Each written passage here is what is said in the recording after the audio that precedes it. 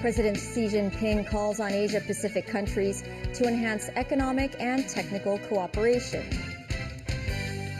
The Chinese leader vows to work with the incoming administration in the U.S. as he meets Joe Biden in Peru. And the observatory will issue the standby signal number 1 tomorrow morning.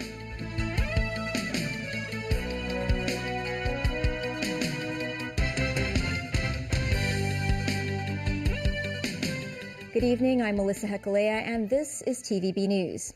President Xi Jinping called on Asia-Pacific countries to enhance economic and technical cooperation during the APEC economic leaders meeting in Peru on Saturday.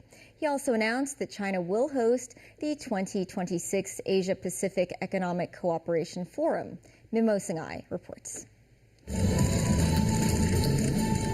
Leaders of the 21 economies from economies bordering the Pacific gathered in the Peruvian capital on Saturday for an economic leaders meeting. President Xi Jinping and Hong Kong SAR Chief Executive John Lee were arranged to sit together. The two interacted from time to time. Xi also greeted the President of Vietnam, Long Zhong. Addressing the meeting, Xi said the world today is gripped by accelerating transformations unseen in a century, and Asia-Pacific cooperation is confronted with rising geopolitical challenges such as unilateralism and protectionism. He said countries in the Asia-Pacific region should act in solidarity to meet these challenges so as to promote the building of an Asia-Pacific community with a shared future. Xi called for the dismantling of walls that are impeding the flow of trade, investment, technology and services. He said leaders have to seize the opportunities offered by the new round of sci-tech revolution and industrial transformation, as well as enhancing exchanges and cooperation in areas such as artificial intelligence and life and health. The president urged the countries to strengthen economic and technical cooperation and increase support for developing economies, allowing more people to benefit from development. Xi said China welcomes all parties to continue taking the express train of China's development. He also announced that China will host the APEC summit in 2026. This will be the third time that the country will take on the role of host after the 2001 APEC meeting in Shanghai and the 2014 summit in Beijing. Numbers 9, TVB News. The APEC meeting wrapped up on Saturday with the 21 leaders largely enjoying a spirit of cooperation. The leaders were draped in wool scarves from Peru, maintaining the APEC tradition of posing in the traditional garb of the host country. President Xi Jinping was at the forefront in the farewell photo. He'll stay in South America for the upcoming G20 summit in Rio de Janeiro and pay a state visit to Brazil.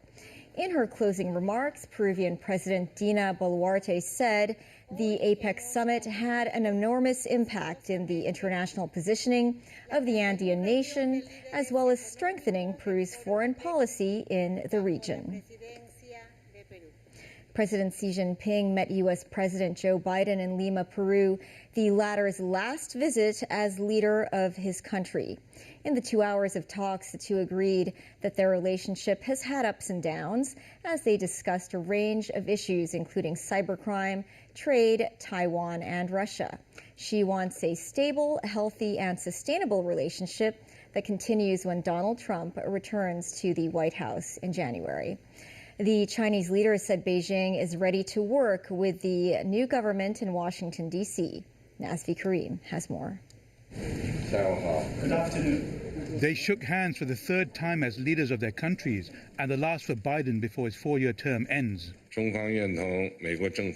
when they sat down for talks in Lima, Peru, President Xi Jinping was speaking as much to President-elect Donald Trump as he was to the man across the table. In reviewing the previous 4 years, Xi spelled out 7 lessons to draw from. A Cold War or containing China will not work and is unwise. Words should be matched by action. Treat each other as equals. The U.S. should not try to remodel China according to its will. Do not challenge red lines and paramount principles. Continue dialogue and cooperation. Relations should be based on advancing the well-being of Americans and Chinese people. And as major countries, the US and China should step forward to shoulder responsibility. Xi's fourth point about crossing red lines covers the Taiwan question, democracy, human rights, and China's path and system, which he says are the most important guardrails and safety net for China-US relations. He told Biden that China is ready to work with the new US administration to maintain communication, expand cooperation, and manage differences. Biden praised the candid nature of their relationship and its importance to the rest of the world. We haven't always agreed, but our conversations have always been candid and always been frank. We have never kidded one another. We've been level with one another. And I think that's vital. These conversations prevent miscalculations, and they ensure the competition between our two countries will not veer into conflict. Be competition, not conflict. That's our responsibility to our people, and as you indicated, to the people around the world. We are the most important alliance or most important relationship in the entire world. And how we get along together is going to impact the rest of the world. Since taking office, Biden has aimed to ease tensions between the two powers. This as the incoming Trump administration vows to impose a blanket 60% tariff on Chinese products, while appointing to senior roles politicians hawkish on Beijing. Nazri Karim, TVB News. Chief Executive John Lee, who was also in Peru for the APEC summit, said he had secured new business opportunities for Hong Kong in the South American continent. Lee added that he earlier reported to President Xi Jinping on the city's current economic and developmental situation. Timothy Lee tells us more. Having spoken with President Xi on several occasions on the sidelines of the APEC summit in Peru, Chief Executive John Lee noted Xi's deep understanding of the SAR's internal matters. President Xi has always been caring about Hong Kong. I have reported to him the Hong Kong's situation regarding economy and development. He is well versed of our development and has given me encouragement. He also talked about China's agricultural development. We also talked about the role and contribution of the construction and the operation of the port of Chancay in Peru, because it is a new development that will facilitate trade in goods, logistics, and also shipping industry. Concluding his trip to Peru, the chief executive noted the three key results achieved during his time in the South American nation. They consist of the exploration of new markets in South America for Hong Kong and the strengthening of ties between the city and the ASEAN regional bloc. The CE also witnessed the signing of a free trade deal between Hong Kong and Peru, which is set to come into effect around half a year later. This, as Lee revealed, the government is actively discussing with Colombia and Mexico about their own free trade deals, and is pushing for more direct flights between the city and the Latin American countries. Timothy Lee, TVB News. With the signing of a free trade agreement between Hong Kong and Peru, the tourism industry is looking forward to more business opportunities. The Hong Kong Trade Development Council says Hong Kong companies can also leverage their role as a super connector and value adder in the region. Jackie Lin reports. The South American country of Peru is about 18,000 kilometers away from Hong Kong, and it takes a whole day to fly there. Because of that, there has not been much exchange between the two places in the past. With the latest free trade agreement between Hong Kong and the Andean nation, authorities said bilateral trade and investment will be strengthened. Freddie Yip, chairman of a Hong Kong travel agency, rolled out tour groups to Peru more than 30 years ago.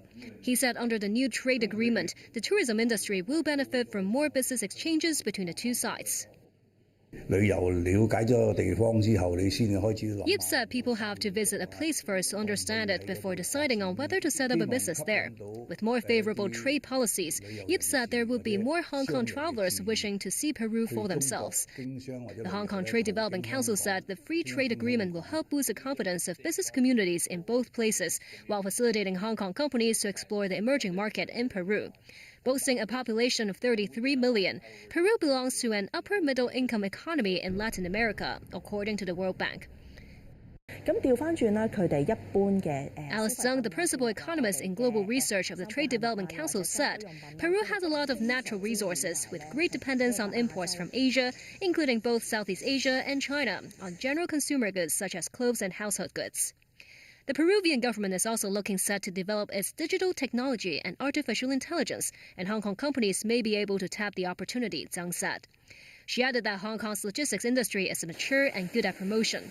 Hong Kong companies can add value to Peruvian agricultural products, vegetables, and fruits, improve sales channels, and help them penetrate the Asian market. Jackie Lin, TVB News. Typhoon Man-yi is lashing the Philippines' main island of Luzon, leaving thousands without power. 1 million evacuations were ordered with sustained winds of nearly 200 kilometers per hour and powerful gusts that topped 240 kilometers per hour. On the island of Catanduanes, southeast of Luzon, a relief group drove around filming from a car after the worst of the weather. They saw damage to buildings, gardens, and roads. Debris littered streets with telegraph poles downed or leaning to one side. Electricity has been cut off. There were no immediate reports of casualties. Forecasts say the typhoon will move northwestward, but should miss Manila. Man-yi is the 6th cyclone to hit the Philippines in less than a month. The Hong Kong Observatory will issue the standby signal number 1 between 6 a.m. and 9 a.m. on Monday. This, as Man-yi is projected to enter within 800 kilometers of the city around midnight tonight. Hong Kong was covered in fog this morning. Authorities said a strong northeast monsoon is expected to affect the coastal areas on Sunday night. Man-yi will move across the central and northern parts of the South China Sea in the next 2 days before heading towards the vicinity south of Hainan Island. The observatory says whether a higher tropical cyclone warning signal will be issued between Monday night and early Tuesday depends on the distance of the storm from the Pearl River estuary. Residents should expect windier and colder weather in the next few days. A number of people were injured in an escalator accident in Tsim Sha Tsui. Bloodstains were found at the scene of the accident near the Tsim Sha Tsui East MTR station.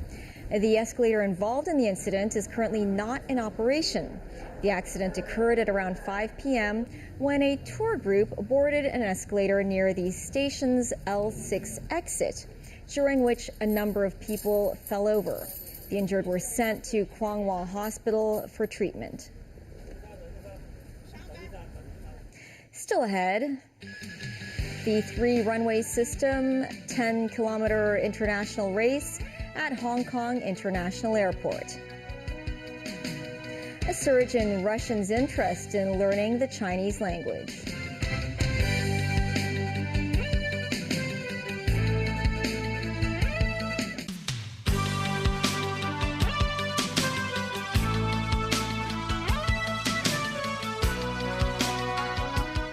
Welcome back. Thousands took on a once-in-a-lifetime 10-kilometer race along Hong Kong International Airport's newest runway. The 3-runway system is set to commence operation on November 28th. Celine Chan reports.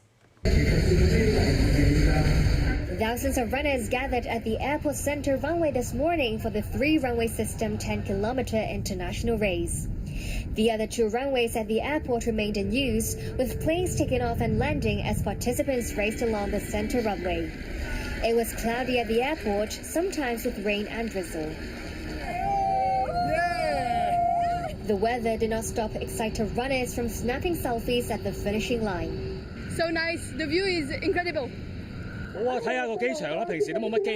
This runner said it was cool running as the airplanes took off and landed, and called the unique marathon a once-in-a-lifetime experience. Actor Chow Yun-fat was among the runners who competed in the 10K run. Lots of enthusiastic fans stopped by to pose for a picture with the star. Some runners couldn't finish the race and had to be carried away by St. John ambulance. Over 10,000 runners registered for the 10-kilometer, 5-kilometer and 3-kilometer runs and took on the newly reconfigured center runway. Government officials and lawmakers joined the Leaders' Cup event of the race. The last special marathon at the airport when it was newly built as Cheklapkog, while today's race was held to celebrate the full commissioning of the 3-runway system there.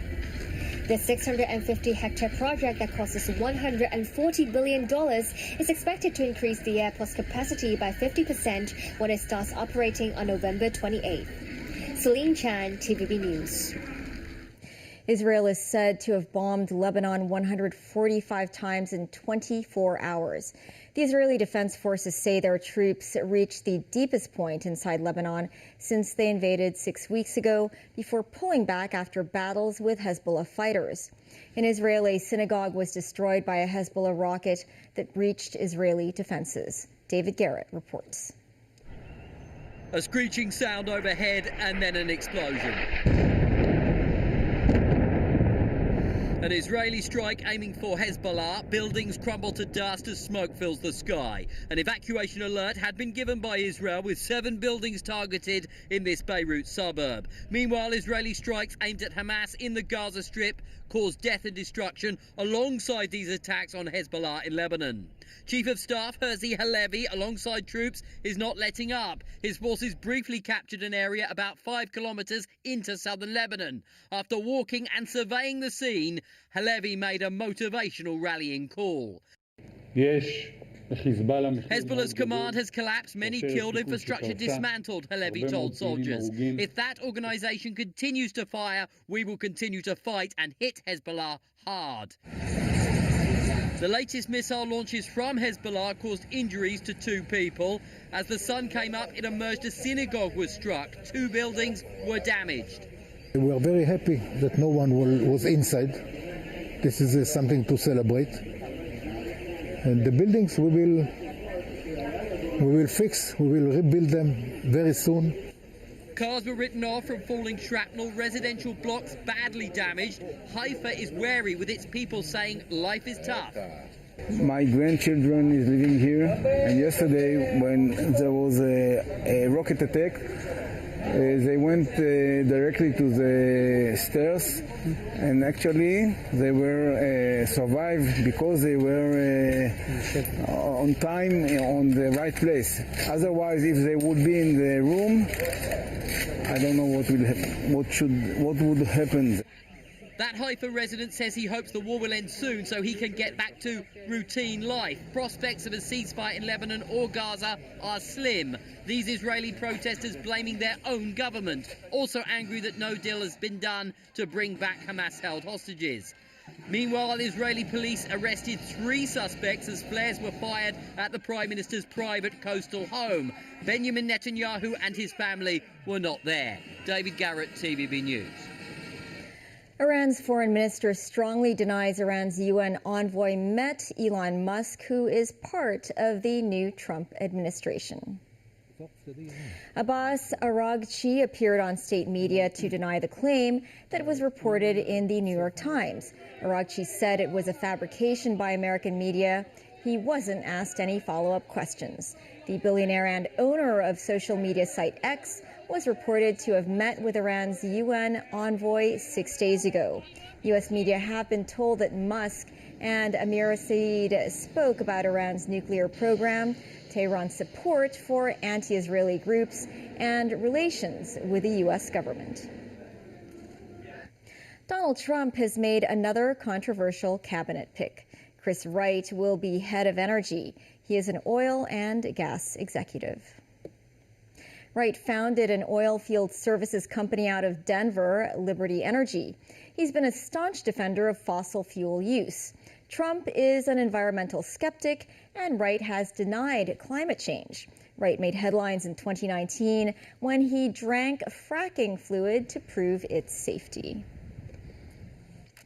In Russia, Mandarin Chinese has become the fastest growing second language in terms of the number of learners. This goes up by 15 to 20% every year. TVB News visited a private school in Kazan that teaches Chinese. When Russian President Vladimir Putin visited a secondary school in Kazan in September, he noted a surge in Russians' interest in learning the Chinese language. With that, it's necessary to strengthen Chinese education, Putin said. The number of people studying Chinese in Russia increased from 5,000 in 1997 to 50,000 in 2017, and the latest number of learners stands at more than 90,000. A quarter of Russian Mandarin learners choose to take courses at language learning centers. This Russian man has adopted a Chinese name, Li Jun. He said as he can see improving relations between Russia and China, he's been fascinated by the Chinese culture.